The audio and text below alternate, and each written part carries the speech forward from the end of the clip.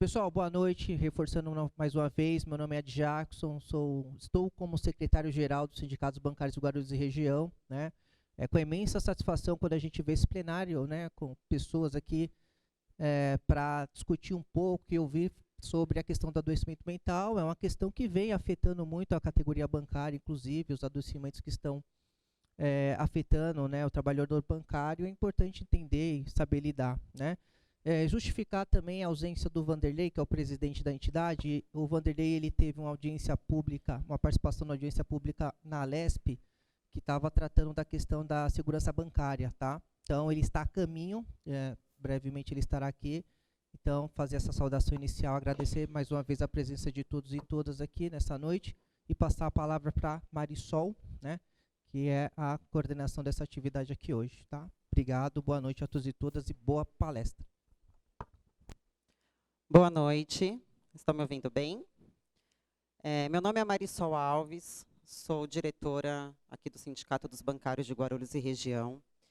Quero agradecer a presença de todos e todas e dizer que é muito importante para mim, como dirigente sindical, ver rostos diferentes aqui nessa plateia e dizer que, para o bancário, a gente entende a dificuldade que é de poder vir, de poder participar, de estar presente, mas nós do sindicato estamos aqui para trabalhar por vocês. Nós somos bancários, nós representamos vocês e a nossa luta sempre foi e sempre vai ser pelo bancário. Então, aos bancários, principalmente, que estão aqui, muito obrigada de coração. Para mim foi algo muito pessoal. Eu falei para Jackson que eu ia trazer bancário e com a ajuda dos diretores e diretoras, tem bancário aqui e eu estou muito, muito feliz por isso. Eu quero agradecer aos convidados também que vieram.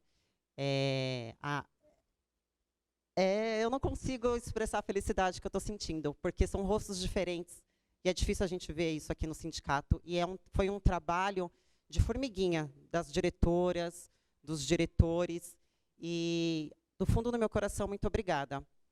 Eu não ia agradecer sobre isso, mas eu quero especialmente agradecer também aos diretores, obviamente, mas as meninas que me ajudaram muito hoje, a Sara, a Gláucia, a Rita. Muito obrigada. Eu não teria conseguido, eu estou muito nervosa, mas eu não teria conseguido sem vocês. E aos diretores todos, muito obrigada. Bom, vamos lá. Essa palestra, ela faz parte de uma das ações do sindicato chamado Trabalho Digno. Neste grupo fazem parte os diretores Adailton, Eliano, Jansen, Marisol, Paulo e Valdemir.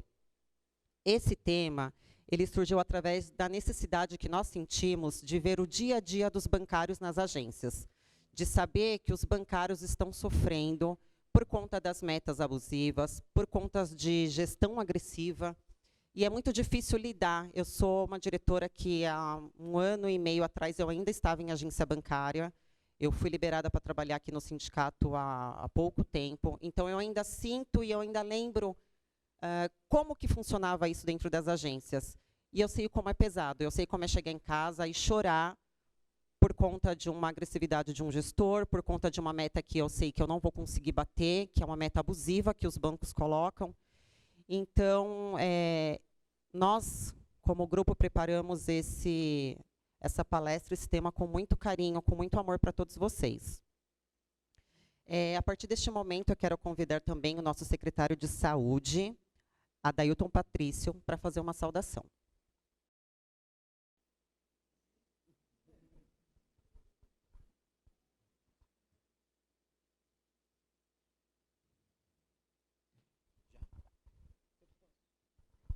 Pé, sindicalista, não consigo falar sentado.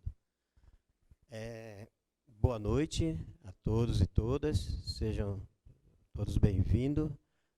Estou muito feliz, né, com essa palestra hoje, principalmente parabéns, como ela falou, a diretora recentemente liberada, empenhada, tem nos ajudado bastante na Secretaria de Saúde, né, tanto a Só quanto o Luizinho. Formamos um trio lá, um coletivo, na Secretaria de Saúde. E é um desafio, né? Eu fico muito feliz com esse tema, a gente está tratando desse tema hoje à noite. Vamos aproveitar bastante a nossa convidada aí. É um desafio para o movimento sindical bancário nos próximos períodos, lidar com essa situação dentro das agências bancárias. A gente sabe, né, a pressão que existe, né, pelo cumprimento das metas, né, em um período atrás, né, o principal adoecimento dos trabalhadores e das trabalhadoras dentro da instituição financeira era a questão dos ites lá, tendinite, tenossinovite, bursite. Agora, com a automação que veio para ficar, né, mudou, né, toda essa situação. Agora, adoecimento é mental, né, e nós precisamos trabalhar bastante para que o ambiente de trabalho seja cada vez mais saudável, cada vez um ambiente que possa dar dignidade para o trabalhador e para a trabalhadora bancária. Então, sempre temas como esses serão necessários para a gente atuar no dia a dia, criar políticas de proteção à saúde do trabalhador. É isso, quero agradecer a presença de todos mais uma vez e obrigado.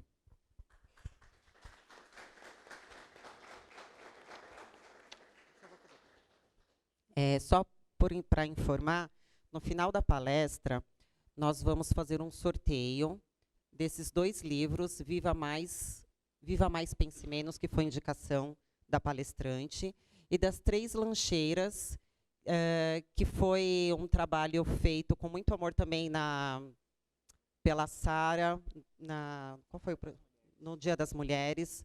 Então, foi uma lancheira que fez muito sucesso, todo mundo ainda pede, todo mundo ainda quer, então a gente vai sortear também. Eu agradeço a presença do Jackson, do Adailton, e eu desfaço a mesa. Muito obrigada.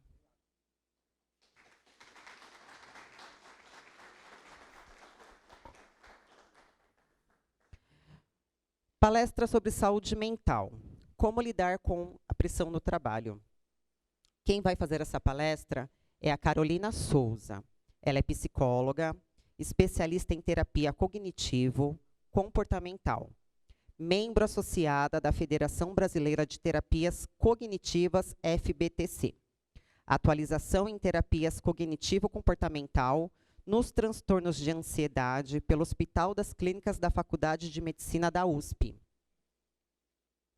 Que chique. Chamo agora a nossa convidada e palestrante Carolina Souza.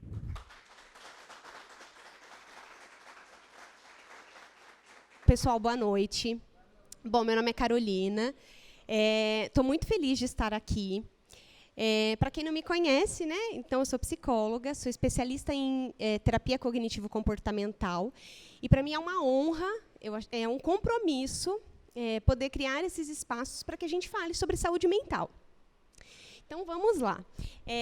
Trabalho em consultório particular, desenvolvo pesquisas e palestras para a gente poder desmistificar e levar essa informação de qualidade, porque eu acredito que, sim, a gente pode ter aí uma vida mais funcional. Tudo bem? Vamos lá, João. Podemos passar? Então, pessoal, hoje a gente vai falar sobre saúde mental. Tem algum profissional da saúde aqui? Ninguém?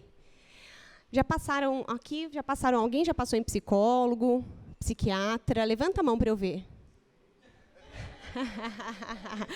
Ok.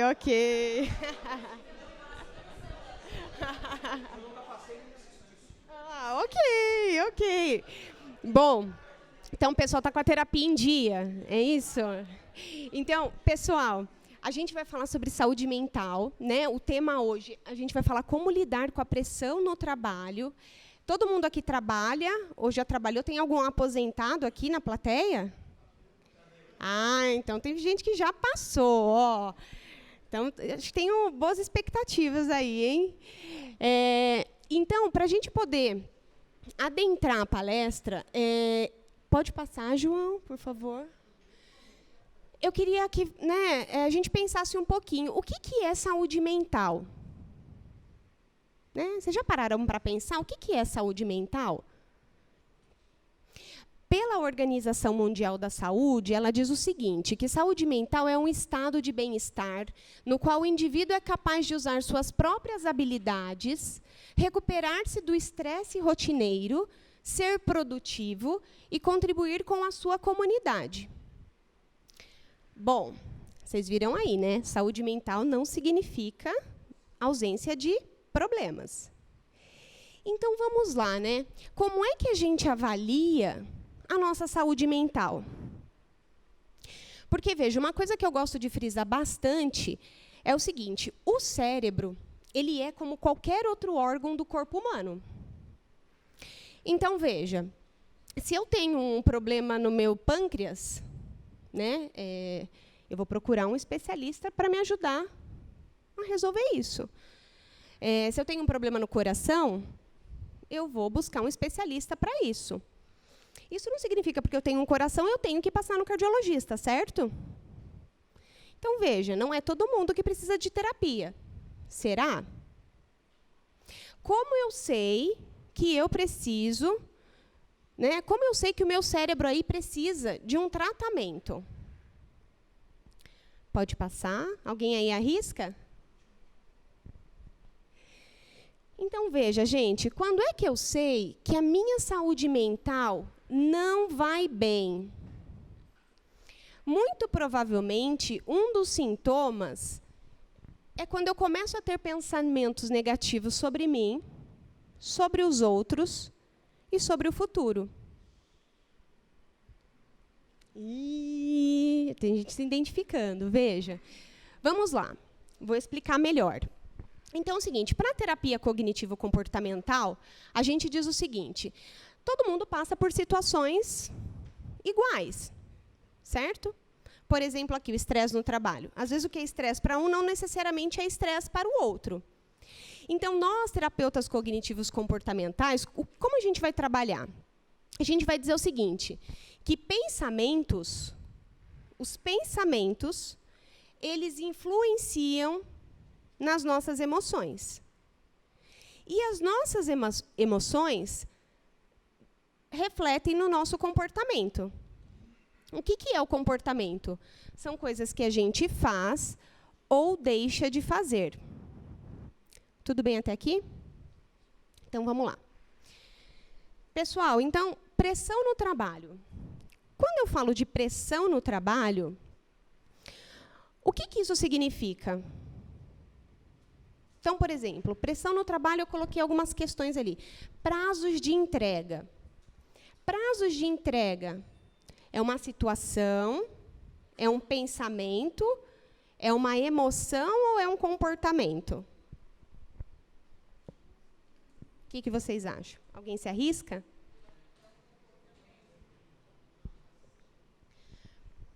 Prazos de entrega. Eu tenho prazo.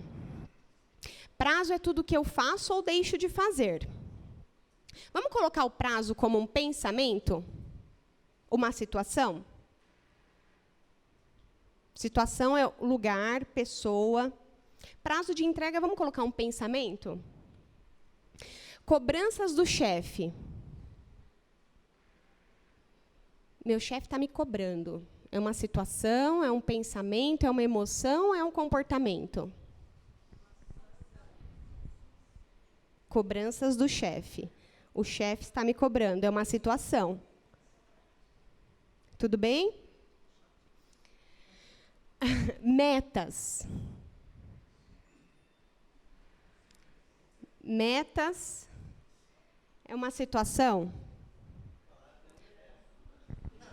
Oi? Como é que é? É uma situação, mas é um pensamento também. Ok? Então, vamos lá. Veja, pode voltar. Quando eu falo em pressão, gente, olha, né, você está pressionado. Você começa a ter uma pressão. Qual é a emoção que desencadeia? Então, veja, eu tenho um pensamento, né, eu tenho um prazo, eu tenho uma meta. Olha o meu pensamento. Isso vai desencadear em qual emoção em nós? Ansiedade, pode passar. Então, veja lá, ansiedade. Então, uma emoção, as emoções, elas são desencadeadas por um pensamento. Então, todas as nossas emoções, tudo que eu sinto, e a emoção eu posso pensar aí, amor, tristeza, medo, nojo, alegria, ansiedade. Todas essas emoções, elas são desencadeadas por um pensamento. Tudo bem até aqui? Vocês já assistiram Divertidamente? É um filme infantil, mas ele é super, assim, ele atende a adultos também. Vai sair agora ano que vem, começo do ano que vem, e ele vai trazer a ansiedade. Deixo aí de sugestão, a ansiedade já chega com mala e cuia. Olha, é bem incrível. Se puderem, assistem. Pode passar. Então, vamos lá, pessoal. Para a gente ficar um pouco mais claro, vamos pensar aqui, olha. Situação, pensamento e emoção. Situação, participar de um processo seletivo dentro da empresa. Essa é uma situação, ok? Pensamento. Né? Pensamento, aí nós temos vários. Vocês sabem quantos pensamentos nós temos por dia? Aquele livro ali vai contar para vocês, mas eu vou dar um spoiler aqui, tá? Só isso. Sabe quantos pensamentos a gente tem por dia? Mais de 70 mil pensamentos. Se eu perguntar para vocês assim, pessoal, o que vocês comeram quinta-feira passada? E por que será que vocês não lembram? Por que será que a gente lembra de algumas coisas e outras não? Normalmente, a gente lembra de coisas que a gente entende como importante. Então, veja. A gente tem uma situação, participar de um processo seletivo dentro da empresa. Pensamento. Olha só esse pensamento. E se eu não der conta? E se meu chefe não gostar?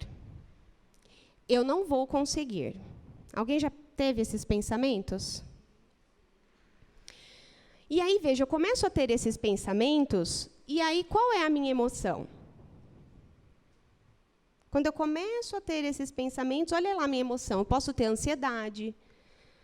Né? Lá no consultório, quando a pessoa passa em processo terapêutico, a gente vai refinando. Né? Isso é como se o cérebro, a cabeça nossa, fosse um filtro. Né? E, às vezes, eu preciso passar por um processo terapêutico para limpar esse filtro mental, porque o meu filtro, às vezes, ele está muito sujo. E aí, quando ele começa a ficar muito sujo, eu começo a ter muitos pensamentos ruins. Por exemplo, aqui eu fiz um recorte da ansiedade, porque a pressão ela liga muito. Né? Eu fico pressionado, eu vou começar a ficar ansioso. Então, eu fiz um recorte aqui da ansiedade. Você pergunta assim para a pessoa, olha, de 1 a 100, sendo 1 a nota bem baixa e 100 o máximo, quantos por cento está a sua ansiedade? Para essa situação. Tem pessoas que chegam a 100. Então, veja, eu tenho uma situação, eu começo a ter pensamentos, né? De, será que eu vou dar conta? Não, não consigo, eu não vou passar. E aí isso vai me gerando ansiedade, vai me gerando insegurança, me gera medo. E aí o que acontece? Tem pessoas que elas estão com o filtro mental ele está tão negativo, que só dela pensar que ela não vai conseguir, ela não tenta. E isso, gente, é um dos pensamentos que a gente, quando vai passar em terapia, nós temos vários pensamentos. Muitos pensamentos. A mente fabrica muita besteira. Desculpa a palavra. A mente, ela fabrica muita coisa. E nem tudo que a gente pensa é real. Sabiam dessa? Nem tudo que a gente pensa é útil. Então, veja, tem pessoas que começam a ter, né, a gente fala de catastrofização. Ela catastrofiza tanto uma situação. O que é catastrofização? Ela nem tenta, porque ela já sabe que vai dar errado. Já viu aquela pessoa? Ai, nossa, eu estou precisando, vou entregar um currículo. Olha, tem uma oportunidade, vai lá. Ah, não vou conseguir, não. Nossa, ali o pessoal tudo tem pós-graduação, fala 2 línguas, eu não vou conseguir. Nem tenta. Nem tenta, porque ela já sabe, o pensamento já diz para ela que ela não vai conseguir. E isso, gente, é uma distorção. O que é isso? Uma distorção cognitiva. Todos nós temos distorções cognitivas. Umas pessoas mais, outras pessoas menos. Né? E o que vai caracterizar uma disfunção aí? A intensidade e a frequência desses pensamentos. Tudo bem até aqui? Podemos passar? Então, veja, pessoal, a ansiedade, ela é uma emoção extremamente importante.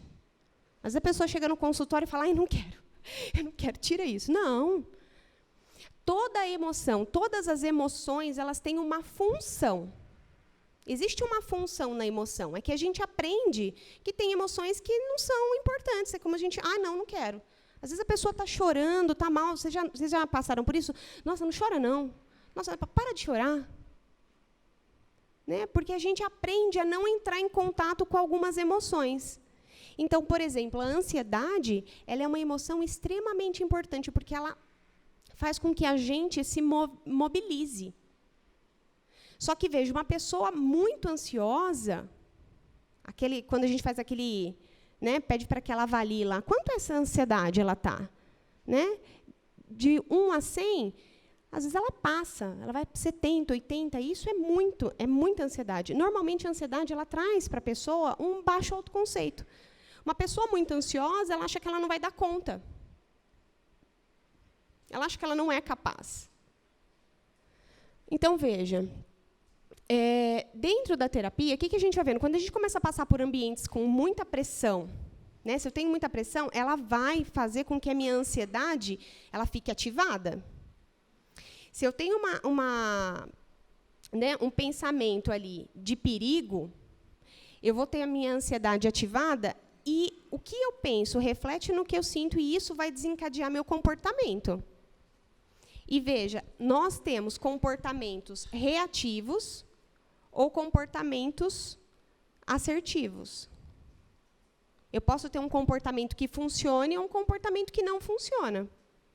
Então, por exemplo, frente a uma situação como aquela, eu posso começar a pensar que eu não vou dar conta e posso ter um comportamento, olha lá, um comportamento reativo, de me preocupar.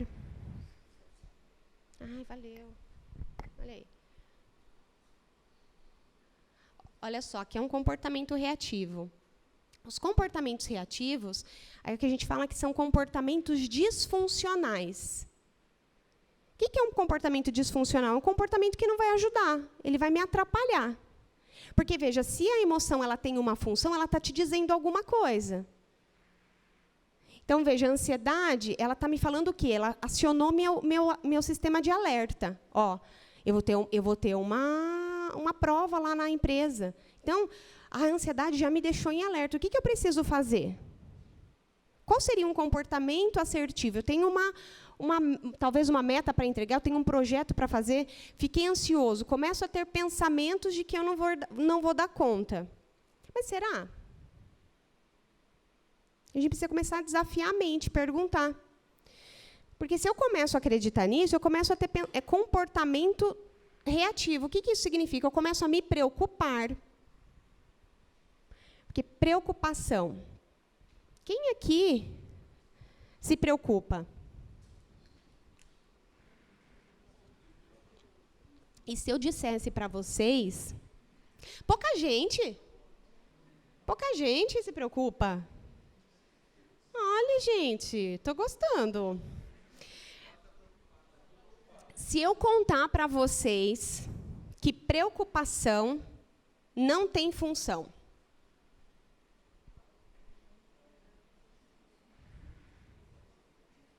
Se eu contar para vocês que preocupação não tem função. Você começar a preocupar. Nossa, eu tenho um trabalho para entregar, meu chefe falou que eu preciso entregar isso aqui amanhã. Ai, mas não vou dar conta, eu fiquei aqui no banco até meia-noite, eu vou para casa, eu não consigo dormir. Ai, eu tenho trabalho para entregar, eu tenho trabalho para entregar. Ai, ele vai chegar. Vai ajudar vocês? Então, preocupação é diferente de planejamento. Então, veja, preocupação não é emoção. A emoção, ela tem uma função, ela vai te dizer alguma coisa. A preocupação, ela não tem função, ela é uma distração. Porque quando eu estou preocupado, o que eu estou fazendo? Estou aqui, ó. Estou no pensamento. A preocupação, ela fica onde? No pensamento, ela não é comportamento. Aliás, ela é um comportamento do pensamento.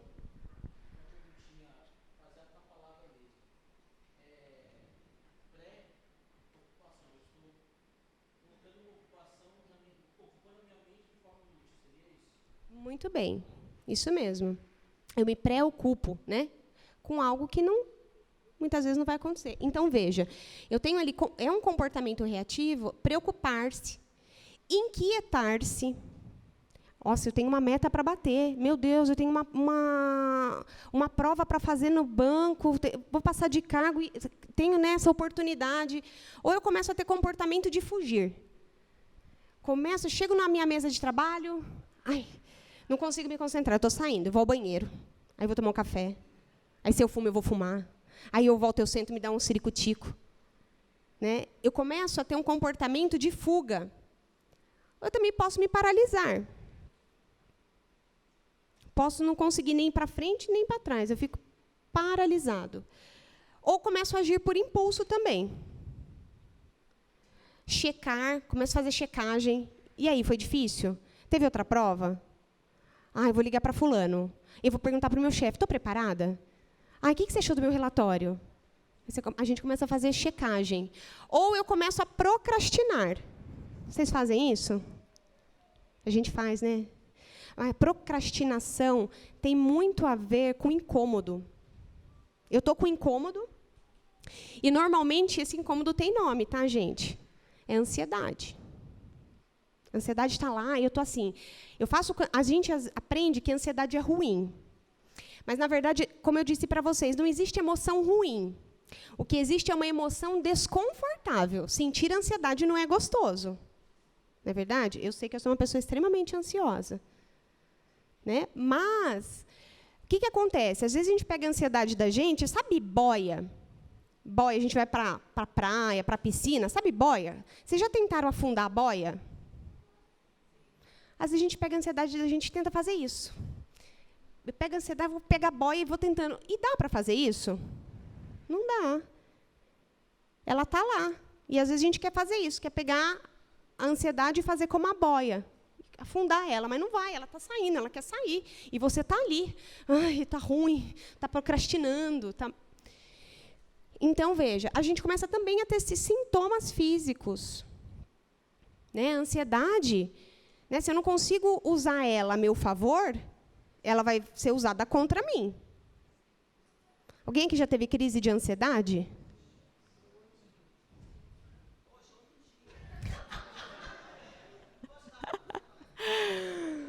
Né? Olha lá, eu também comecei a vir aqui, aquele coração, será que vai dar certo? Né? Será que as pessoas vão gostar de mim? Será que eu não vou esquecer nada? Mas, opa, pera, me preparei. Então, eu vou usar a ansiedade a meu favor. Né? Porque a gente vai tendo pensamentos aí inúteis. E aí, se a gente não tiver bem instrumentalizado, a gente começa a acreditar. E a mente, lembra que eu disse, ela mente. A mente mente para a gente. Ou eu começo também a querer tentar ser perfeito, gente. Isso é uma estratégia disfuncional. Tenho uma entrega para fazer do relatório. Começo a fazer o relatório, meu Deus, aí já começo a pesquisar outra coisa, porque eu tenho que ser perfeito. Só que, veja, alguém conhece alguém perfeito?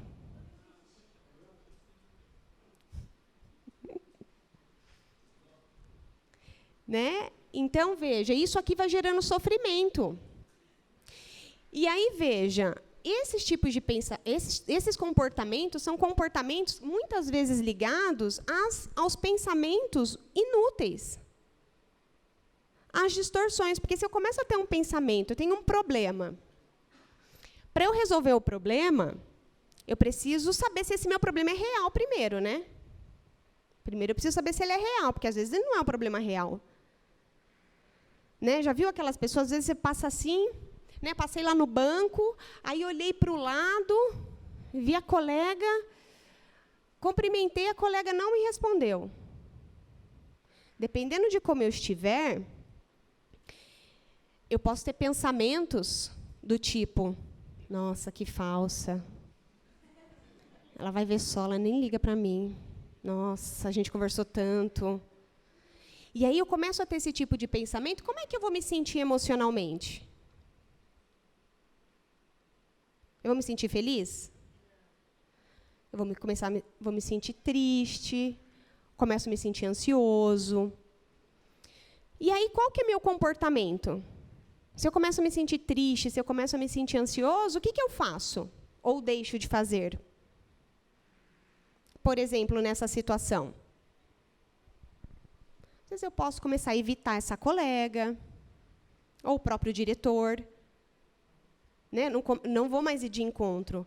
Só que, veja, a minha mente disse que aquela pessoa não foi falsa comigo, não fala comigo. Como é que eu sei se o que minha mente produziu é real ou não?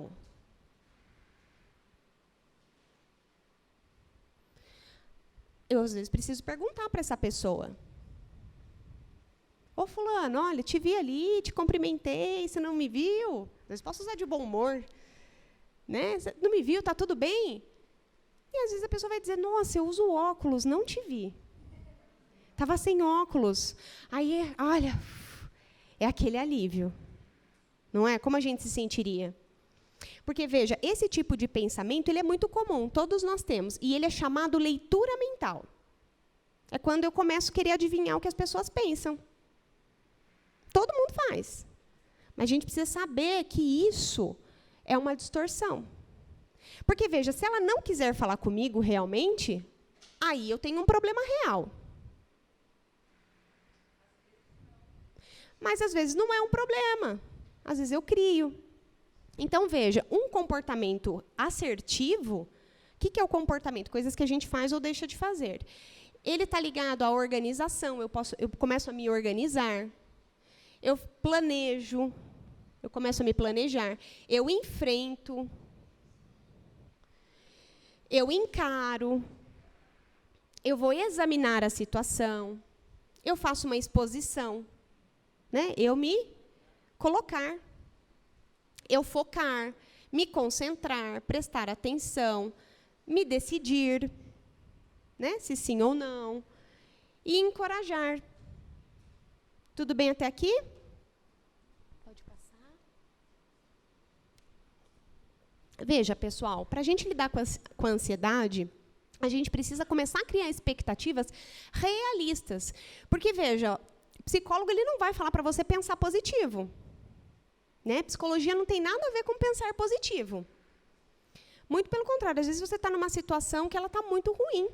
Ou você passou por problemas muito sérios, ou traumas, ele não vai te pedir para... Não pode pedir, pense positivo que vai melhorar.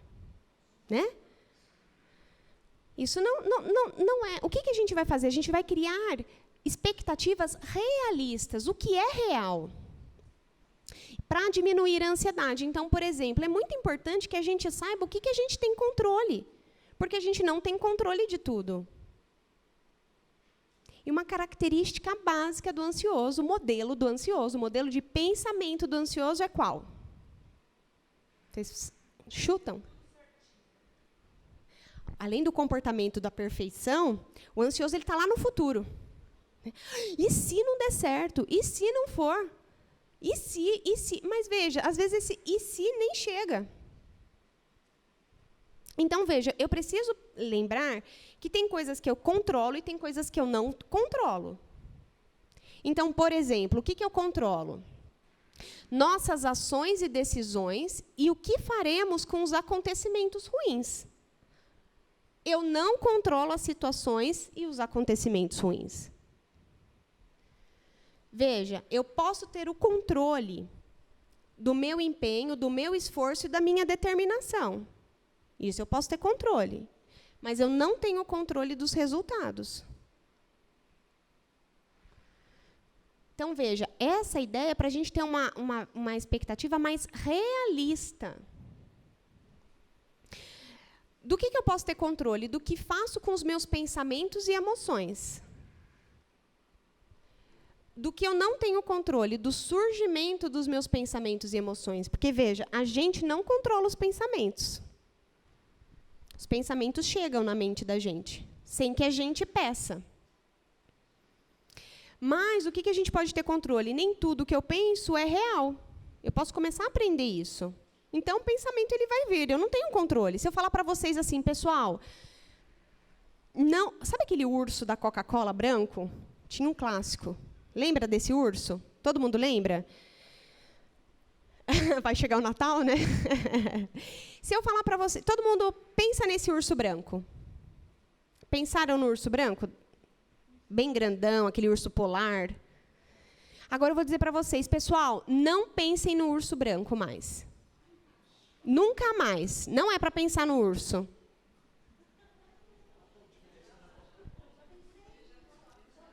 Alguém conseguiu?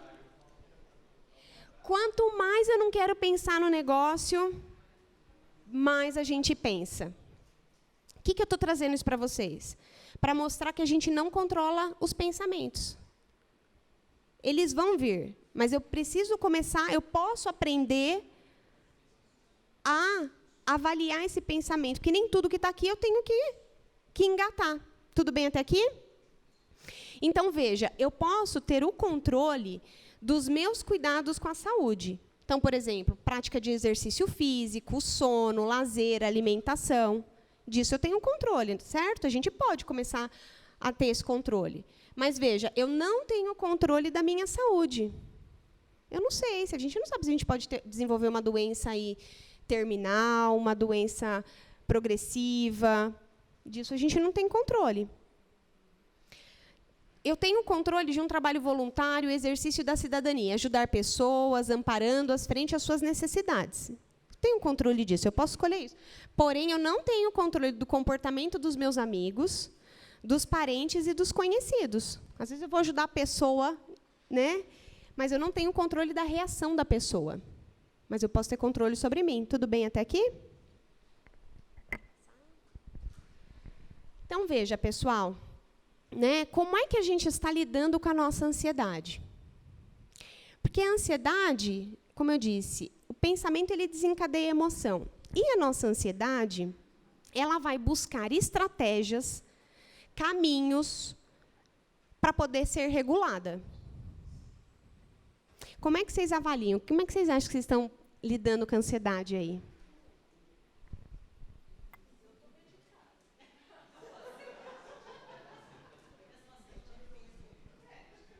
Tem gente medicado, mas tá bom. O medicamento, às vezes, ele é importante. Mas, veja, o que é importante, eu gosto de falar, né? Legal que a colega trouxe essa questão, a pessoa falou da medicação. O médico, o psiquiatra, normalmente ele entra com a medicação. Isso é importante. Porém, o psicólogo, então, imagine assim, é como se um medicamento ele funcionasse como uma boia. E a terapia, com o psicólogo, fosse ensinar vocês a nadarem. Então, a boia ela é importante. Né? No entanto, a gente precisa aprender a nadar. A gente precisa reconhecer e trazer essas emoções a nosso favor, não contra a gente. Então, veja, a ansiedade, todas as vezes que a gente sente ansiedade, a gente vai tentar encontrar, o cérebro ele vai tentar encontrar um caminho, uma estratégia para regular a ansiedade. Então, vamos lá. Como é que a gente está regulando, né, a nossa ansiedade? Então, por exemplo, todas as vezes que a gente sente ansiedade, a ansiedade ela funciona como se fosse um alarme de uma casa. Então, veja, você tem um alarme dentro da casa e aquele alarme ele vai servir para te avisar caso apareça um perigo. Então, por exemplo, se um ladrão entra na casa, o alarme ele vai soar, certo? Só que acontece, às vezes, passa uma borboleta pelo quintal. E o alarme está, às vezes, desregulado. E a gente precisa aprender a regular esse alarme que é a ansiedade. Então, o que acontece? Quando a gente entra em perigo, se eu fico ansioso, isso no meu trabalho, em casa, com os amigos, né, eu começo a ter pensamentos de perigo, eu ativo o meu sistema de ameaça. Então, uma parte do meu cérebro lá chamada amígdala, ela já vai mandar informação dizendo, olha, fica atento, nós estamos em perigo. Quando eu começo a acionar o meu sistema de perigo, se eu fico ativado, o que acontece? Automaticamente a gente precisa ativar o sistema de recompensa. Porque a ansiedade ela é incômoda. Né? Ela é uma emoção que incomoda. A gente começa a ficar ansioso, o que a gente faz? Começa a andar. Então, veja, a gente começa, quando a gente fica ansioso, para eu regular essa emoção, eu aciono o meu sistema de recompensa. E aí, o que acontece? O meu sistema de recompensa, eu vou lá para comer, porque comer é prazeroso. E aí, o que acontece? Ou eu como de mais ou eu como de menos. Aí, eu posso também dormir, porque dormir regula. Eu posso dormir de mais ou de menos, porque é um sistema de recompensa, eu preciso ter prazer. Estou muito ruim, isso aqui está muito... Nossa, está me incomodando demais essa ansiedade aqui. Às vezes nem sei que nome é, mas estou sentindo um trem ruim aqui. Né? Mas ela é ansiedade, ela apareceu, e ela está querendo dizer alguma coisa para você. E aí o que acontece? Muitas pessoas que desenvolvem vícios são pessoas ansiosas. Então, veja, os vícios eles estão ali no sistema de recompensa. Às vezes a pessoa ela é tão ansiosa, ela não sabe o que ela faz com aquilo, aí eu começo a beber demais, eu começo a fumar demais, eu começo a entrar em jogos, sexo, compra. Então, veja, o que isso vai dizendo para a gente? Que eu estou tendo comportamentos disfuncionais. Porque eu não estou conseguindo lidar com a minha ansiedade.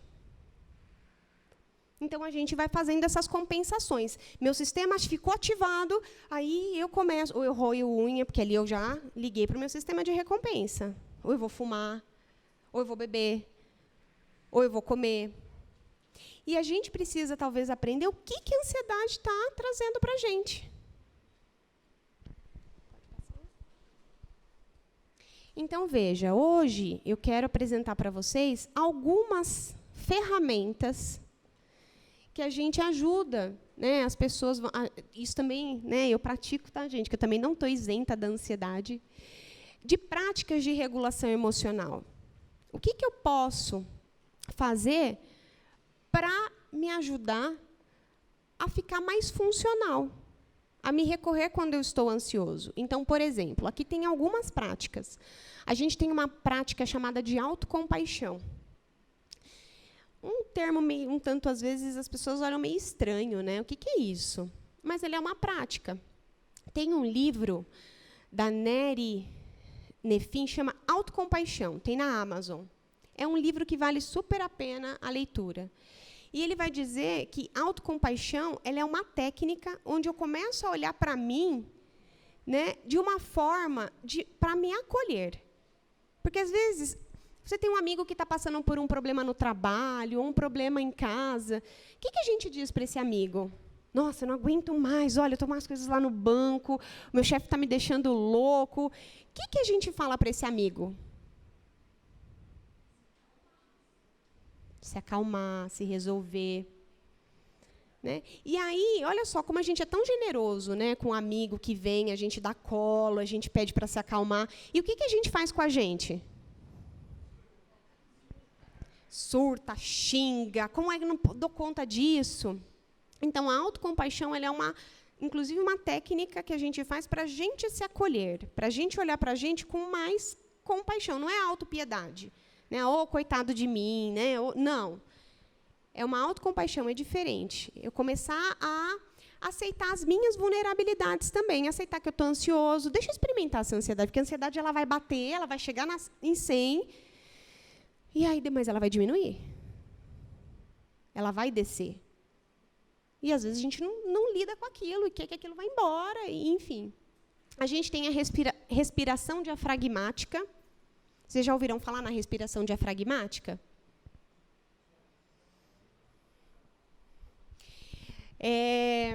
Então, a respiração diafragmática, pessoal, quando a gente começa a ficar ansioso, por favor, O que a gente faz? Começa a ficar ansioso.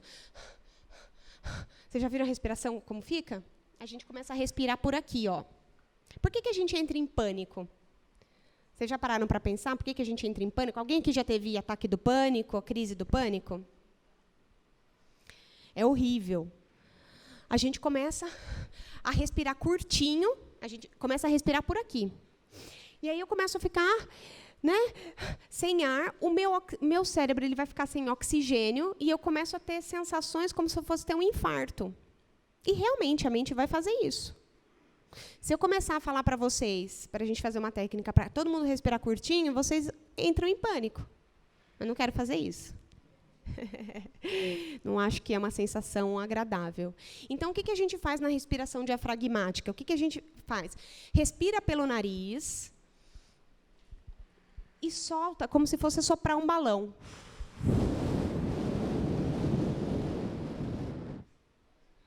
Então, eu respiro pelo nariz.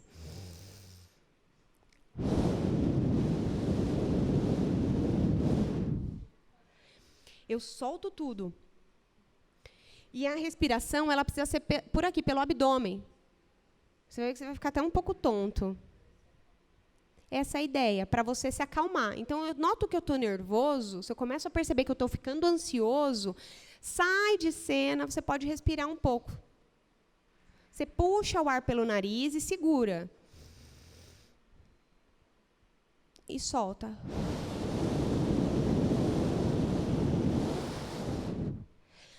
Como um balão, solta tudo.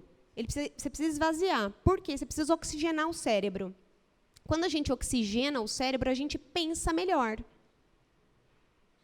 Porque se eu começo a ter respiração curtinha, eu não consigo pensar, eu vou ficar desesperado. Tem pessoas que têm a sensação que vão enlouquecer, mas é porque ela respirou muito rápido. E aí, veja, essa é uma estratégia.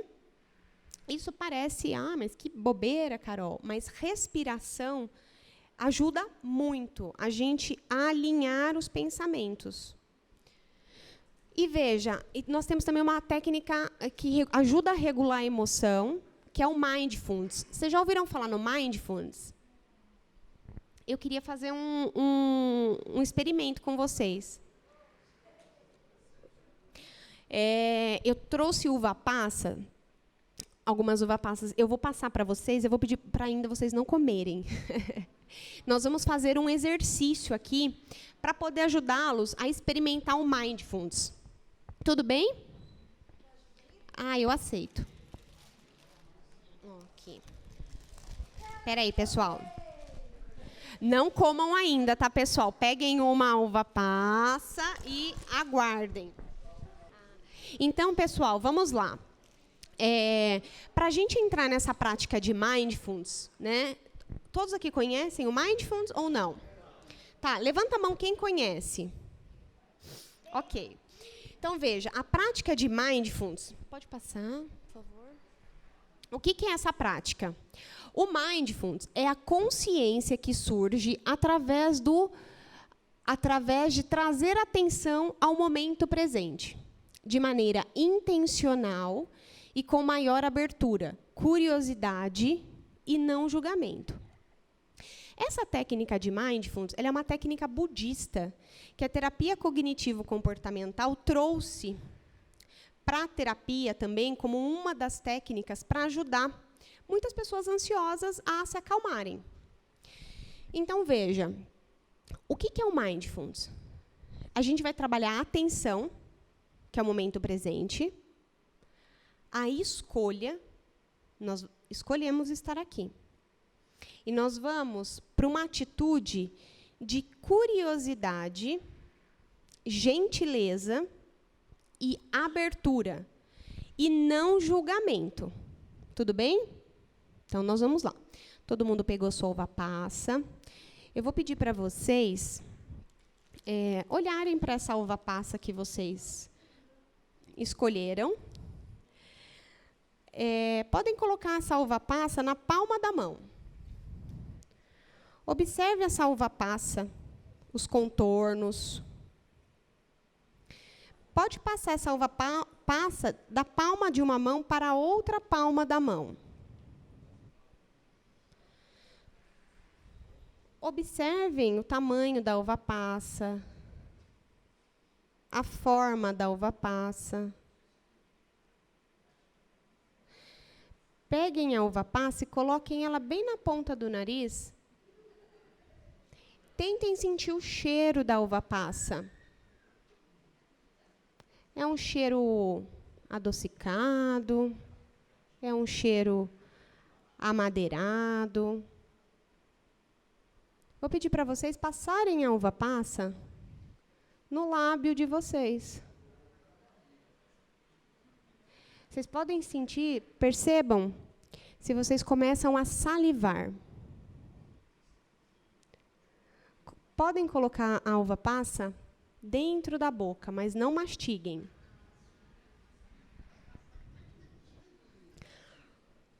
Passem a uva passa de um lado para o outro. Agora podem mastigar.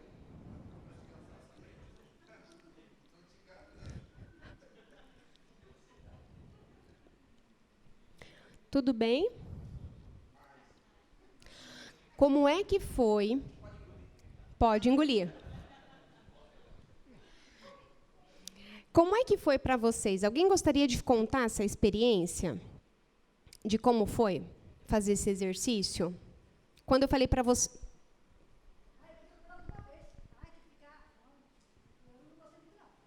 Não gostou?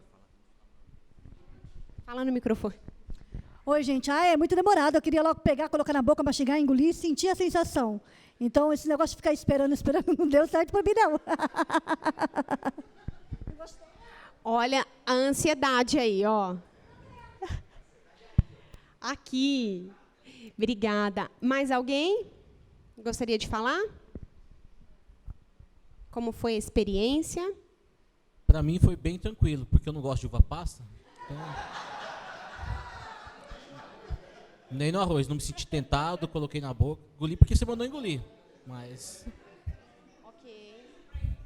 Obrigada. Mais alguém? Eu gosto bastante de uva passa e eu como quase todos os dias.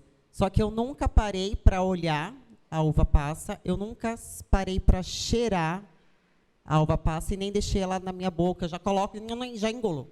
Então, apesar de comer sempre, eu percebi a uva passa. Ok. Obrigada. Mais alguém? Eu sou acostumada a comer no arroz, na maionese, amo, adoro. E mão cheia, uma só foi meio difícil. Obrigada. Mais alguém que gostaria... Eu vou falar, Carol. Depois dessa experiência, eu fiquei com dó de comer uva passa. Peguei carinho por ela, me afeiçoei a ela. Fiquei com dó de mastigar.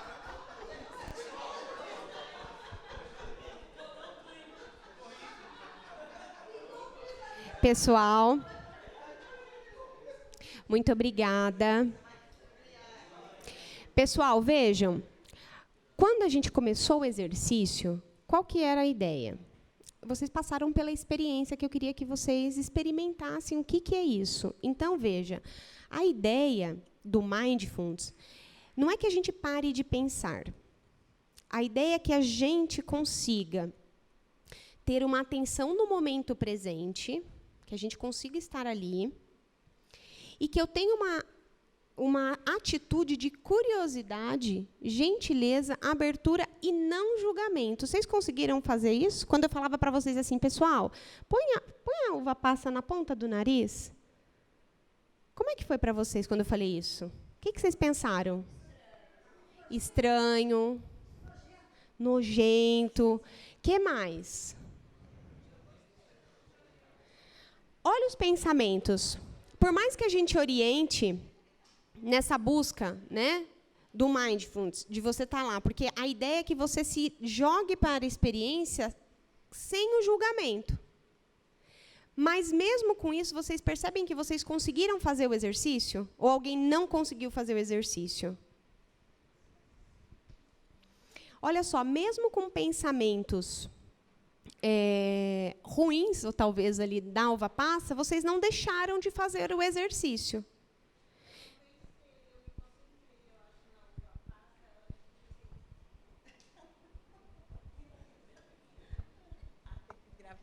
Então, eu me concentrei na uva passa, eu não pensei em nada, eu acho. Achei muito prazeroso cheirar o cheiro. Eu gosto de uva passa com rum, eu deixo ela de molho no rum de um dia para o outro, e aí eu uso nas minhas receitas. Ai. Obrigada. Obrigada por dividir. Então, veja, essa experiência é um treino, pessoal. A gente começa a treinar a mente da gente. O cérebro da gente, ele é um músculo. Ele é o órgão, ele é como se fosse, sabe, a consistência é como se fosse um plástico bem enrijecido. E ele precisa ser usado. Porque se eu não uso, o que acontece? As coisas que eu não uso, o que acontece com o que eu não uso? Atrofia. Então, veja, o Mindfulness, ele é um treinamento. A gente vai começar a treinar o nosso cérebro a estar no momento presente, na hora presente, fazendo aquilo que eu preciso fazer. Porque o que acontece com a cabeça da gente? Lembra que eu falei lá no começo? Quantos pensamentos nós temos por dia? Cerca de 70 mil pensamentos. E veja, será que tudo que a gente pensa é útil?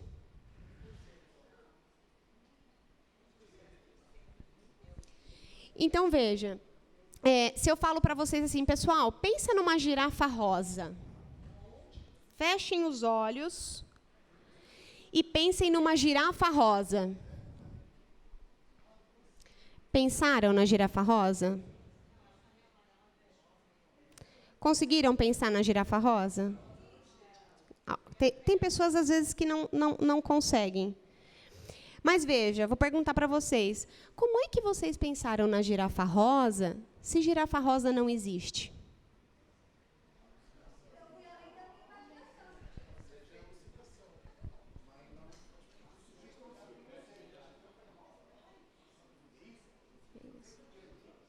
E você pensou. Se eu falar para vocês, vamos começar a pensar que a gente vai ganhar na Mega Sena. A gente ganha. Se eu começar a pensar que eu vou ganhar na Mega Sena, eu vou ganhar na Mega Sena? Né?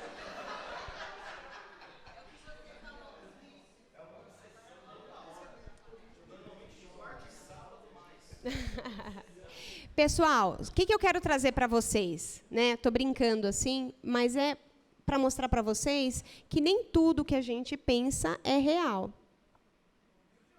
E a gente precisa fazer o treino. O treino é a gente começar a treinar o cérebro da gente para as coisas que realmente é importante para nós. Acho que você quer falar, né? Da Mega Sena. Você falou, se você pensar que você vai ganhar, você tem que jogar, né, para pensar que vai ganhar. Então, voltando atrás da sua palestra, é a parte do vício, que a pessoa vai começar a jogar, gastar seu dinheiro, mas não porque eu penso que eu vou ganhar, que eu necessariamente que eu vou ganhar na Mega Sena, né? Ok. Tem o pensamento e tem uma sensação de prazer ali, né, do tentar. Muito bem. Pode passar. Então, aqui a gente fez uma vivência, pode passar. Bom, pessoal, vou deixar com vocês aí um pensamento, né, do Dalai Lama, que ele diz o seguinte: se pudermos reorientar nossos pensamentos e emoções e reorganizar o nosso comportamento, então poderemos não só aprender a lidar com o sofrimento mais facilmente, mas, sobretudo e em primeiro lugar, evitar que muito dele surja. O Dalai Lama. Muito obrigada.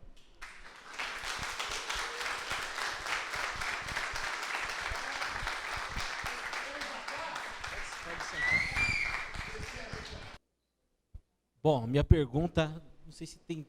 Bom, tem ligação sim, acredito. Eu tenho, de uns tempos para cá, desenvolvido um pouco de claustrofobia. Tem a ver com aquilo que você falou, medos às vezes que não são reais. Porque às vezes só de ver alguma cena na TV, situações reais até, ou então apenas eu já me sinto com aquela ansiedade, aquela falta de ar, e me imagino naquela situação.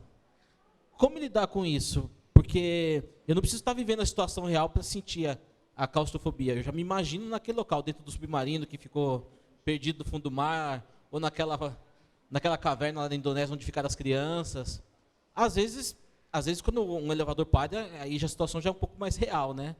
Mas eu fico com esse medo antes de acontecer. Tá, vamos lá. São Paulino aí, né? O que acontece? A proposta, a gente faz tratamento, né? Então, tem pessoas com claustrofobia, tem pessoas com fobia de elevador, né? Como é que a gente trabalha esse medo? Porque, veja, é um medo real? Eu vou entrar no elevador e vou acabar o oxigênio? Não é um medo real. É um medo imaginário. Para eu lidar com o meu medo, eu tenho medo de elevador. Se eu começar a usar a escada, o meu medo vai desaparecer? Para eu lidar com o meu medo, o que eu preciso fazer? Enfrentar. Porque você vai começar dentro de um processo terapêutico. Às vezes, a gente conversando aqui, a pessoa pode ter um insight e ela... Poxa, olha... Começa a pegar algumas ferramentas que vai ajudar ela. Porque, às vezes, o que acontece? A pessoa está no buraco e está usando o pá. Só que aí ela vai para o processo terapêutico e vai descobrir outras ferramentas que ela tem. E aí, opa, pera aqui, isso aqui não é por aqui.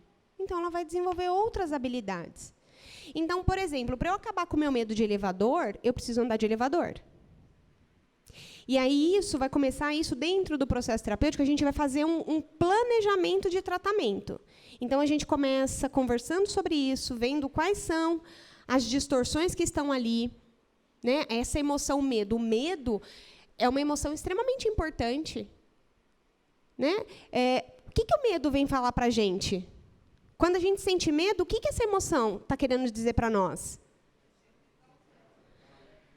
Olha, se proteja. Você precisa se proteger. Então, o medo, ele é uma emoção que está com a gente desde a nossa evolução humana. Tanto que, graças ao medo, a gente está aqui hoje.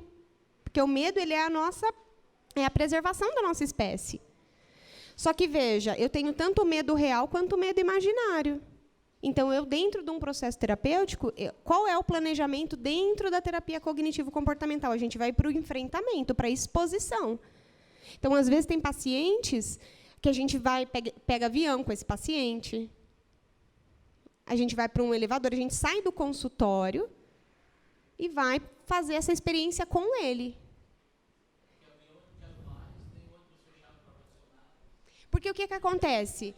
Esse medo, se eu não começo a trabalhar, o que vai acontecendo? Qual que é o meu comportamento? Lembra o comportamento reativo? Eu começo a me isolar, eu vou começar a ter fuga. E isso vai me ajudar? Então, a gente começa a trabalhar para trabalhar essas distorções, para você vai ficando mais forte.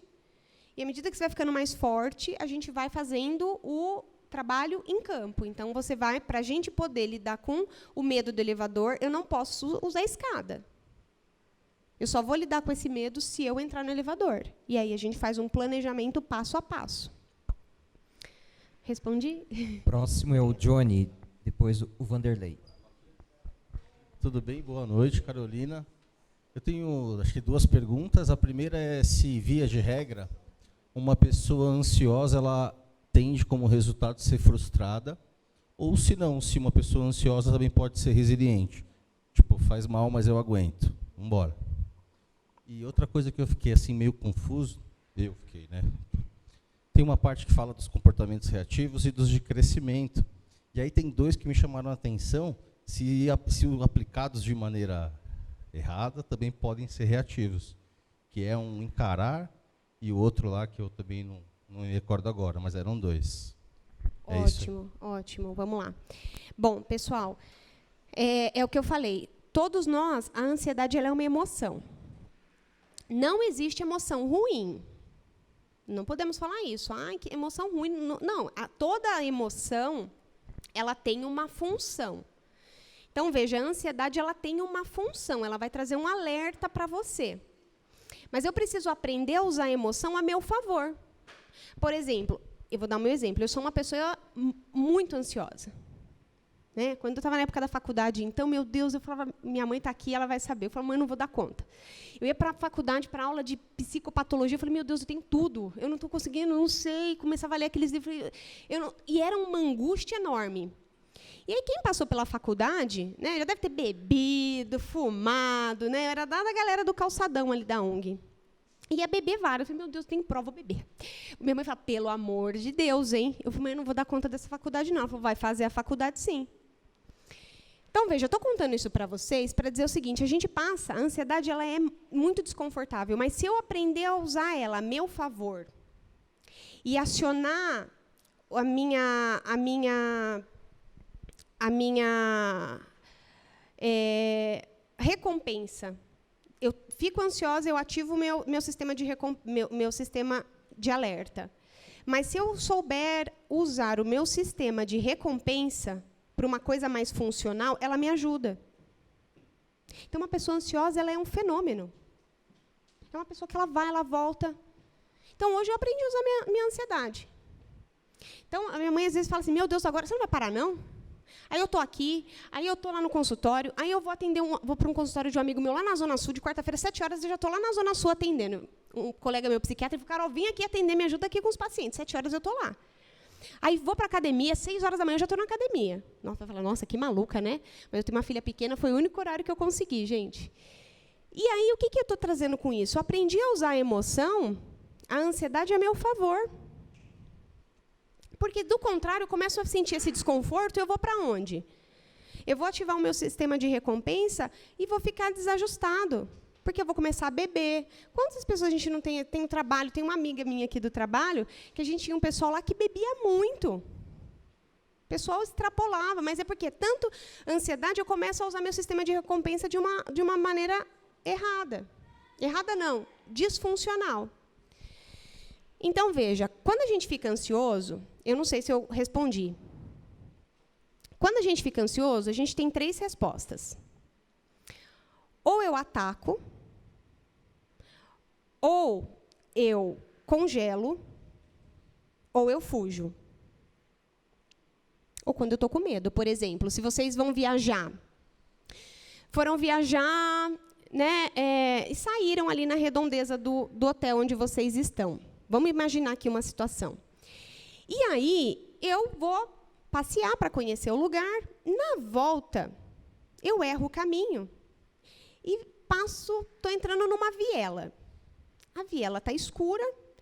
E aí, eu avisto do outro lado da viela uma pessoa. O que eu faço? Qual é a minha resposta aí? Eu tenho 3 respostas. Todos nós mamíferos. Todos nós mamíferos, incluindo os animais. Os mamíferos. Nós vamos dar 3 tipos de resposta. Nessa situação, ou a gente ataca, enfrenta, ou eu recuo, eu fujo, ou eu paraliso. Nem respiro. Fico parada. Vai depender da situação. Talvez numa viela onde eu não conheça ninguém, eu esteja sozinho, o mais adequado, a resposta mais funcional, seja eu fazer o quê? Fugir. Não conheço, está escuro, eu saio. Quando a gente é assaltado, por exemplo, o que a segurança pública ela orienta? Paralisa. É a resposta mais adequada. Para quê, gente? Isso é preservação da espécie. Às vezes eu fico ansioso e eu posso ter uma reação, às vezes sem pensar. Mas veja, a gente precisa aprender a ter algumas respostas. Então, vai ter resposta que ela vai ser mais adequada a fugir. Vai ter resposta que seja mais adequado você enfrentar. Aí eu tenho uma prova dentro do banco. Aí eu tenho um processo seletivo dentro do banco. Eu tenho 3 respostas. Eu recuo, eu paraliso, ou eu enfrento. Qual é a resposta mais adequada? Mas tem pessoas, às vezes, que paralisam ou recuam. Então, veja, não há certo e errado. Há o que funciona. Então, às vezes, a gente vai ter comportamento mais funcional e às vezes eu vou ter comportamento disfuncional. A gente vai acertar todo momento? Não. O que vai diferenciar? A frequência e a intensidade de algumas emoções. Tudo bem até aqui? Respondi? Temos mais 4 inscritos e, devido ao horário, eu quero perguntar se alguém mais quer se inscrever, que eu vou encerrar as inscrições. Pode ser? Rita. Bom, antes de eu fazer uma pergunta aqui para a nossa psicóloga, eu gostaria de fazer uma pergunta para quem está aqui na plateia. Levanta a mão para mim aqui, lógico, não é obrigado, tá, gente? Não é nada obrigado. Mas eu, por exemplo, eu sou uma trabalhadora com deficiência contratada pela lei de cota. Tem mais alguém aqui pela lei de cotas? Poxa, bacana, fico feliz. Então, assim, doutora, nós, trabalhadores com deficiência, é uma luta diária, né? Já começa uma luta no dia a dia para que a gente possa ser aceito por uma sociedade preconceituosa, né? E no nosso campo de trabalho é muito difícil, principalmente sendo um trabalhador com deficiência, né? É difícil para a gente entrar, é difícil para a empresa e o gestor e os nossos amigos de trabalho entender que nós somos capazes tanto quanto eles. Então, como lidar com os colegas, como lidar com uma sociedade preconceituosa, que a cada momento nos tira de cena, né? Achando que nós não somos capazes, que nós não conseguimos. Eu falo isso porque temos aqui companheiros e companheiras, trabalhadores com deficiência, que sofremos diariamente no trabalho por conta disso, né? Principalmente se a nossa deficiência for bem aparentável, né? Se você for uma pessoa cega, uma pessoa sem uma perna, uma pessoa numa cadeira de roda, aí que eles acham que a gente não é capaz de conseguir fazer as coisas. E isso nos incomoda, isso nos chateia, porque a gente quer ser visto e tratado da mesma forma que todos os demais são tratados. Então, como lidar com essa indiferença, com esse preconceito sem sentir dor? Obrigada. É uma pergunta, talvez eu não vou saber, né? Não sei se eu vou conseguir te dar a resposta. Mas lembra que eu disse? A gente não tem controle sobre as outras pessoas. Né? A gente não vai controlar as outras pessoas se eu for aceito ou não. Né? Em algum...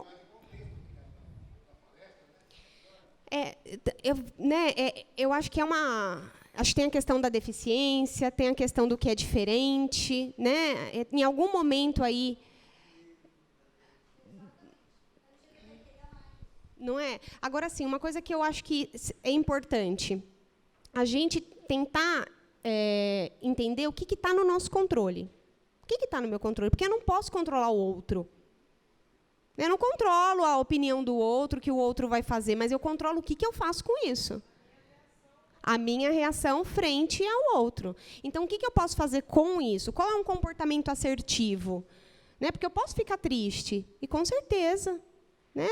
Não estou dizendo não fique triste, eu posso ficar triste, mas eu posso usar a tristeza a meu favor, porque a tristeza ela é uma emoção que vai me levar a uma reflexão.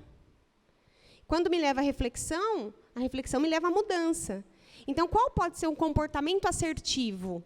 Eu posso me posicionar, eu posso enfrentar, eu posso me colocar.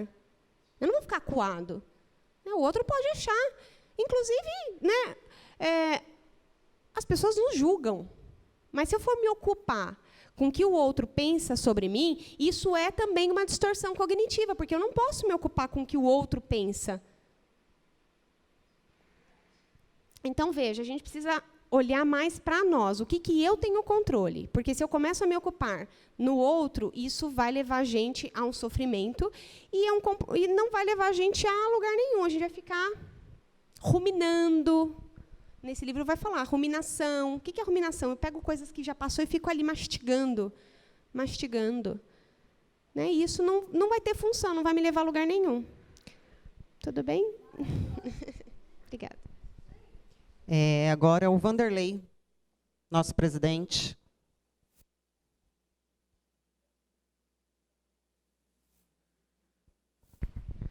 Obrigado, boa noite aos presentes. Desculpa pelo atraso, eu estava numa audiência pública. Obrigado, Carol. Já tivemos a oportunidade de fazer uma live sobre essa questão. Obrigado pela sua palestra, muito boa. Eu queria perguntar duas situações. Primeiro, o poder da verbalização das coisas na mente. Porque, às vezes, a gente vê pessoas que sempre falam coisas negativas. Ah, não vai dar certo. Não, isso para mim não dá. Né? O quanto isso influencia no resultado. Né? E eu falo isso por uma questão de experiência, porque eu estou passando por um problema de saúde, e o meu tratamento, em momento algum, eu queria saber o resultado do meu tratamento, a medicação. Eu falei assim, não quero saber, tem que ser medicado? Não precisa falar o que vai dar. Né? Vai dar náuseas, vai dar dor de cabeça, não quero saber. Porque o poder nosso de pensamento, às vezes nem acontece, mas você de pensar pode acontecer. Né? E de você falar, eu queria saber essa questão de verbalização das coisas, porque, às vezes, numa roda de amigos, você está conversando e a pessoa sempre fala coisas negativas, né? E a pessoa vive negativamente. Né? O quanto isso influencia. Né? E outra coisa, o medo do que você não conhece. Né? Porque eu tive que fazer uma ressonância, a primeira vez que eu fiz era uma máquina super fechada, e eu fiquei traumatizado. Aí depois me falaram assim, não, você tem que fazer de novo, mas a máquina, né, agora é um pouco maior, e eu fiquei meio resistente, eu fui conhecer a máquina antes de fazer. E eu vi que realmente dava para fazer, e fui e fiz. Né? Então, às vezes, a gente tem um medo do desconhecido. Né? O quanto que você, de repente, conhecer algo, isso influencia de você realizar. Tá? É isso. Bom, a terapia, né, cognitivo-comportamental, a gente trabalha com modelos de pensamento. Então, assim, várias psicopatologias têm um modelo de pensamento. Então, por exemplo, hoje eu trouxe um modelo do ansioso. Né? O ansioso, qual que é a questão do ansioso? Ele superestima o problema, né? Ele põe um problema muitas vezes maior, ele superestima o problema e subestima a capacidade dele lidar com o problema. Esse é um modelo do ansioso. Ele está sempre no e se? Mas e se não der certo? E se? Então, ele está pensando no futuro. Esse pensamento dessas pessoas mais pessimistas, mais negativas, tinha até um desenho, né, do Hard, vocês lembram? Ele falava, ó céus, ó vida. Gente, quem não tem um Hard, né? Ou na família, ou conhecido. E, às vezes, o que acontece? Falar de saúde mental é muito recente. Né? A psicologia ela fez 62 anos no Brasil. É muito recente, é uma profissão muito recente. E as pessoas, às vezes, não se dão conta. Porque eu lembro que eu falei para vocês, como é que eu sei que eu estou adoecendo? Né? Eu começo a ter pensamentos muito ruins. Né? Sobre mim, sobre os outros, sobre o futuro. Uma pessoa deprimida, com depressão, o modelo de pensamento dela é que vai dar tudo errado. Ah, nem vou tentar, não vai dar, não vou conseguir. Olha, consegui essa promoção. Nossa, só isso, nem dá. E aí, vamos lá, não vou. Não vai dar certo. Ai, não gosto. Ai, estou cansado. Ai, não. Então, é uma pessoa que está sempre vendo as coisas ruins para ela, para os outros e para o futuro. Então, é um modelo de pensamento. Então, sim, o que a gente pensa, dependendo se eu não passo por um filtro mental, porque o que é o processo terapêutico? Você vai para a terapia para fazer uma limpeza do filtro, é como se a cabeça precisasse passar por um filtro mental. Tem pessoas que nem todo mundo precisa de terapia. Né? Como eu estava falando lá no começo, o cérebro ele é um órgão do corpo humano. Né? Não é só porque a gente tem coração que todo mundo vai ter problema no coração. Não é só porque todo mundo tem pâncreas que todo mundo tem que ir para um gastro. Né? Mas o cérebro, eu preciso ficar atento aos meus pensamentos. Quando eu começo a ter pensamentos muito ruins sobre mim, sobre os outros, sobre o futuro, está na hora de limpar o filtro, gente. Está na hora de limpar o filtro. Porque o que eu vou pensando, eu começo a acreditar. Né? Se eu começar a acreditar, não vai dar certo, aqui não vou conseguir. Eu acredito nisso, mas eu nem tento. Porque eu já acreditei. O meu pensamento vai influenciar na minha emoção, eu talvez vou ficar triste, vou começar a ficar triste, vou ficar deprimido. E aí, qual que é o meu comportamento? O que eu faço? Quando eu começo a pensar, não vou conseguir, não vai dar certo. Não vou, vai ser chato. O meu comportamento é deixar de fazer as coisas. Então, sim, a gente precisa limpar o filtro, porque nem tudo que a mente pensa é verdadeiro. E como é que a gente combate, muitas vezes, o medo? Porque o medo ele pode ser um medo real ou um medo imaginário. Eu preciso ter informação. Eu preciso conhecer. Mas, às vezes, eu estou com tanto medo, eu estou com um pensamento tão ruim que qual é o meu comportamento? Meu comportamento, às vezes, é de fugir, eu me esquivo. Então, eu vou ter comportamentos de fuga. Desculpem. Então, eu preciso estar atento, porque o que desencadeia a emoção está aqui, gente. E o meu pensamento vai determinar as coisas que eu sinto, e o que eu sinto vai fazer com que eu faça ou deixe de fazer as coisas. Respondi? Eu queria só complementar um pouquinho, bem rapidinho, referente a esse assunto. Hoje, eu ouvi de uma pessoa, X, que não importa, que falou assim para mim, mas por que você está tão ansiosa? Por que você está tão nervosa? Não vai vir ninguém. Juro. Falou assim, não vai vir ninguém, se tiver 10 diretores é muito. E realmente é difícil trazer. Mas eu pensei o tempo inteiro, vai dar certo. Eu tenho certeza. Eu virei para Jackson, falei, Jackson, eu vou trazer bancário para cá. E entre bancários e convidados tem 31 pessoas. Tirando os diretores. E isso, graças aos diretores que me ajudaram e acreditaram junto comigo que essa palestra ia dar certo. Então, a palestra faz sim, o pensamento faz sim toda a diferença. Olha, vou complementar. Você pensou, mas o que você fez? Você ficou deitada lá na sua cama, ai, essa palestra vai dar certo. Não. Ai, olha...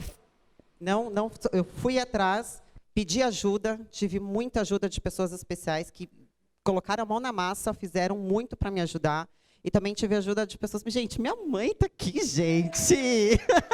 Minha madrinha está aqui, gente. Então, assim...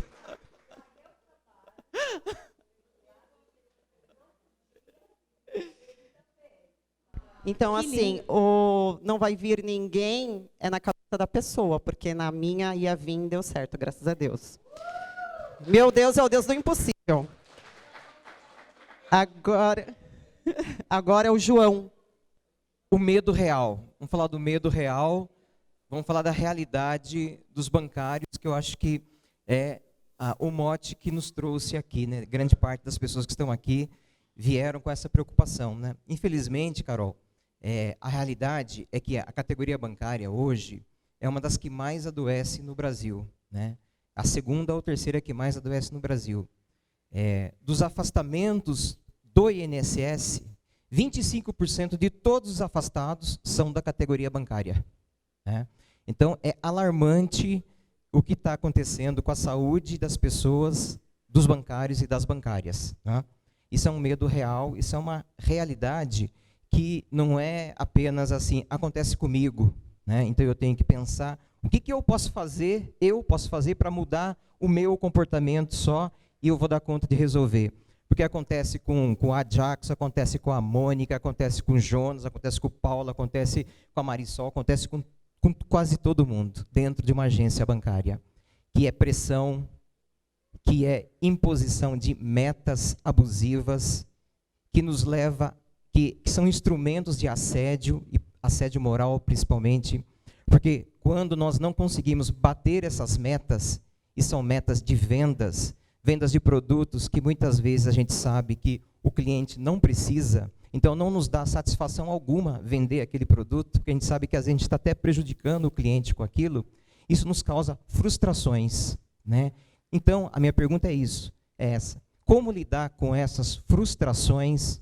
Como lidar com essa situação dentro das agências bancárias, com a imposição, com a ameaça de retirada do seu cargo, de demissão, né? Se você não conseguir atingir, se você não conseguir vender. Então, a minha pergunta, além de estar em contato com o sindicato e ter o sindicato, né, como um grande aliado, através dos nossos canais, através da nossa Secretaria de Saúde, através dos programas, das nossas conquistas, no sentido de combater esse mal, que são todo tipo de assédio, que comportamento a pessoa deve ter, Carol, a trabalhadora deve ter, para não cair nesse triste quadro do adoecimento. Ser mais um na fila do INSS, ser mais um adoecido. Que comportamento eu posso ter comigo e coletivamente, solidariamente, para que a gente possa vencer essa batalha? Essa é a pergunta. É pergunta de milhão, hein, João? Pergunta de milhão.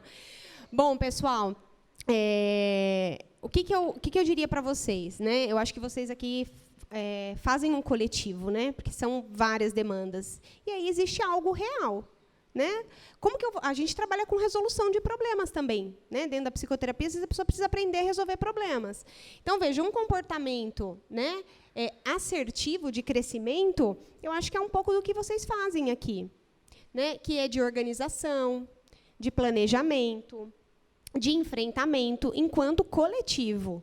Né? Agora, a nível individual, uma coisa que não posso deixar de falar para vocês. Quando a gente vai falar de saúde mental, existe um tripé que, se ele não é implementado, a gente não vai conseguir falar de saúde mental. Primeiro tripé, pessoal, a gente precisa dormir bem, comer bem e fazer exercício físico. Para eu regular o meu humor, eu preciso desse tripé. Se eu não consigo isso, principalmente na terapia, a pessoa entrou na terapia, não começou isso, a gente vai ficar ali, ó. Porque enquanto eu não colocar isso em ritmo, não tem como eu regular o meu humor. E aí, uma coisa que me ajuda, no dia a dia, o que eu preciso fazer, gente, para andar com a minha ansiedade, para que eu não procrastine? Eu preciso fazer uma lista, eu preciso ter noção de rotina. Às vezes a gente acha que rotina é ruim, porque a gente só coloca na rotina compromissos obrigatórios. Só que lá na rotina eu não posso ter só meus compromissos, minhas tarefas obrigatórias. Eu preciso também ter um momento de prazer. Eu preciso olhar para a minha rotina, porque se eu só estar lá, trabalho, eu falo, meu Deus, até eu vou ficar ruim com você. Dá a mão aqui, eu estou numa situação muito ruim. Eu preciso equilibrar, porque se eu tiver no meu dia a dia uma pessoa que só trabalha, gente, eu não vou conseguir saúde mental. Eu não vou conseguir trabalhar. E eu preciso ter na minha rotina momentos de lazer. Porque se você... Depois é um exercício para vocês. Coloquem aí numa lista 10 obrigações. E depois 10 itens de prazer. Como é que está isso aí? Está equilibrado? Porque vai começar por aí. A gente esquece, a gente precisa ter ali horários fixos, trabalho, terapia, mas eu também preciso ter horários para ler um livro, ou para me exercitar, porque senão eu não vou ter saúde mental. Então, para a gente falar de saúde mental, se a gente quer começar a mudar, melhorar, esse tripé ele precisa, eu preciso dormir, preciso regular o meu sono. Eu preciso comer, me alimentar. E, gente, quando eu falo se alimentar, é comida nutritiva. É a proteína, é o carboidrato, não é salgadinho, fast food, fritura. Isso aí... Né? E o exercício físico. Exercício físico, pessoal, não é atividade física. Atividade física é eu correr no mercado, eu subo e desço escada, eu faço uma faxina, eu desço do ônibus e vou até o trabalho, eu pego o metrô. Isso é atividade física. Atividade física é o que eu preciso me movimentar para organizar o que está fora de mim. O exercício físico eu uso para mexer no que está dentro. Então, esse é um tripé importante. Eu já estou em cima, né, gente? Respondi? Agora, para finalizar, o Roberto. Carol, você relacionou, e eu não entendi direito, é aí que vai começar a minha não é bem uma pergunta, né? Para a gente trocar ideia, né? Eu sou ansioso, né? O pessoal sabe.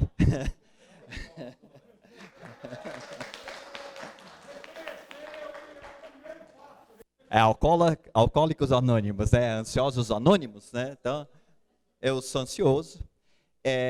E aí você falou da angústia. Muitas vezes, o que eu percebo é que a ansiedade, ela não me dói, ela me causa aceleração, esses desconfortos, mas a angústia dói.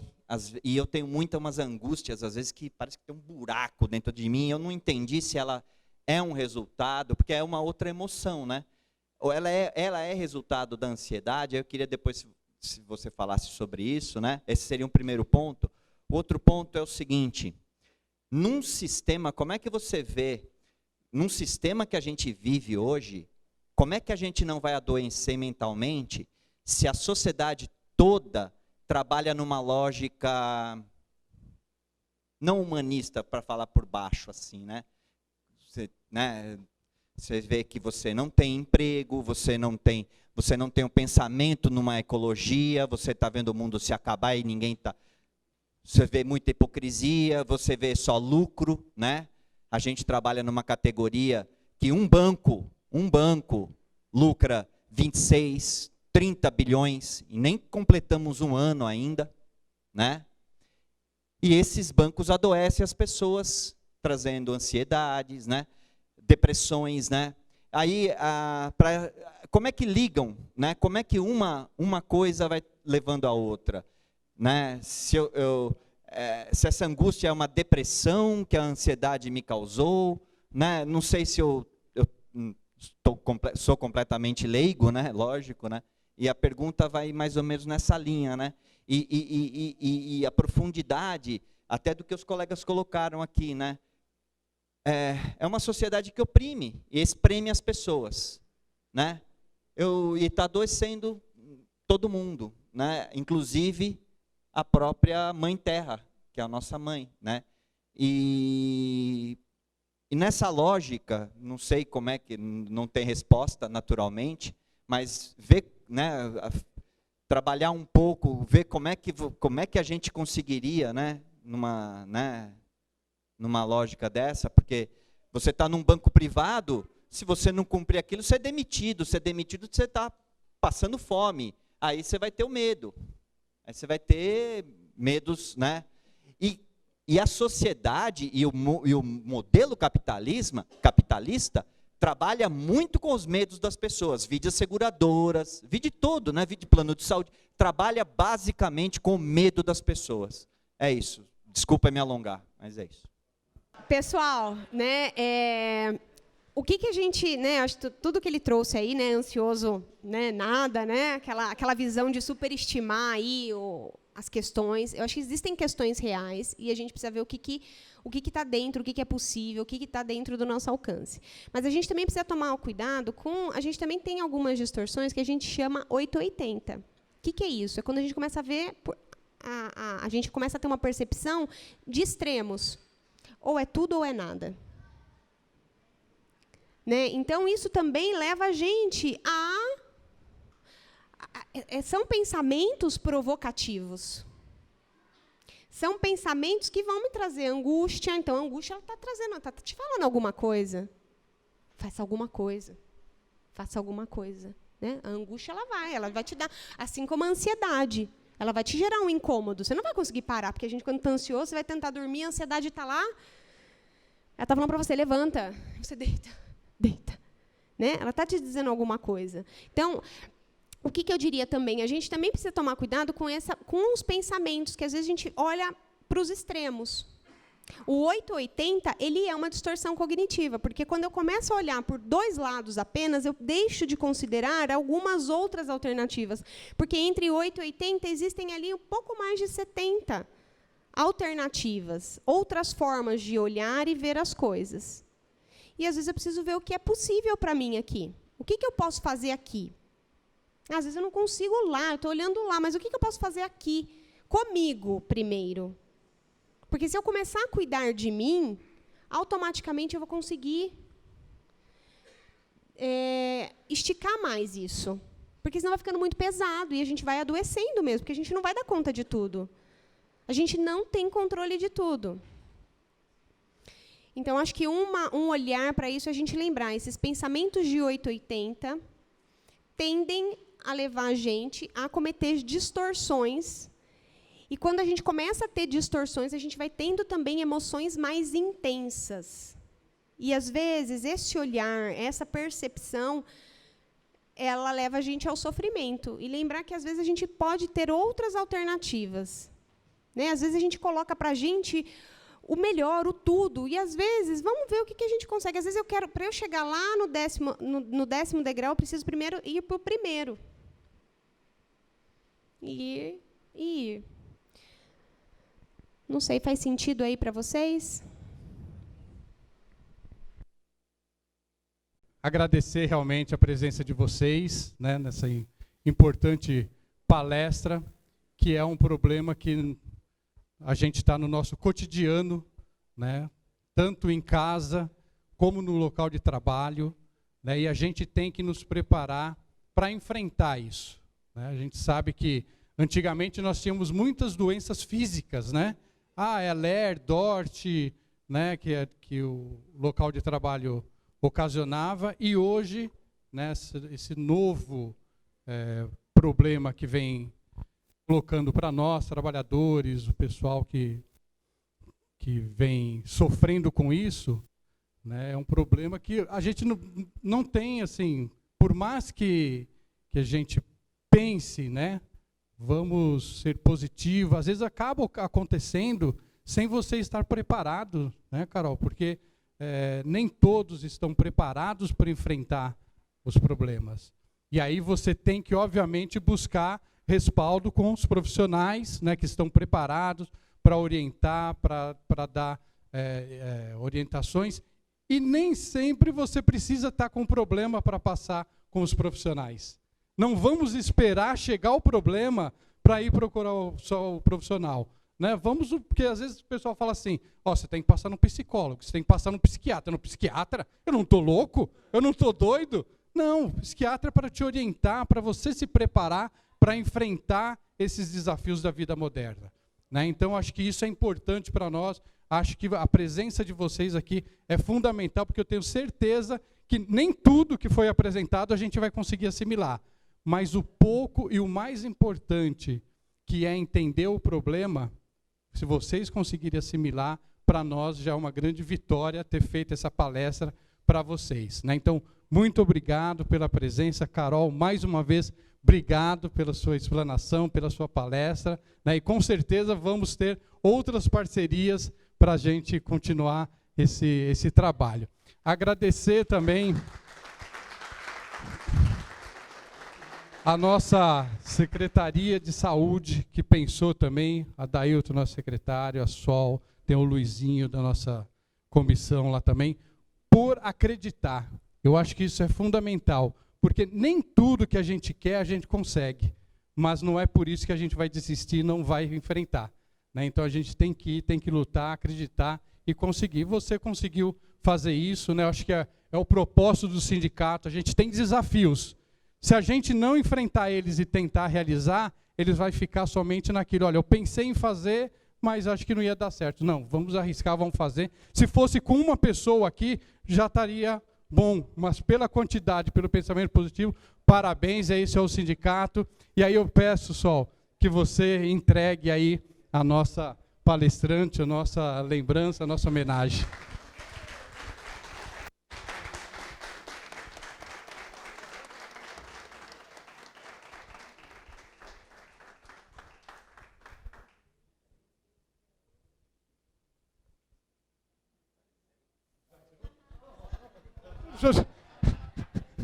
Está me excluindo mesmo, João?